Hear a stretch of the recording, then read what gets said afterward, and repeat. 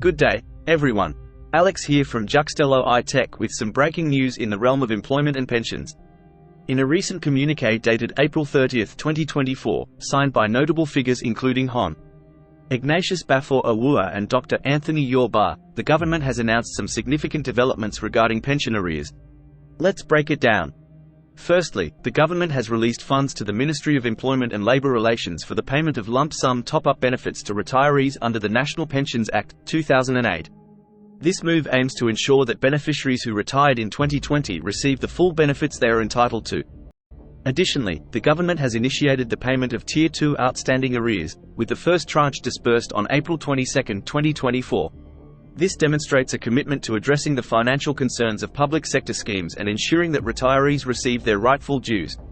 It's important to note that the government plans to pay the agreed amounts partly in cash and government papers, showcasing a balanced approach to managing pension obligations. That's all for now on this important update regarding pension arrears. Stay tuned to Juxtello iTech for more insightful news and updates.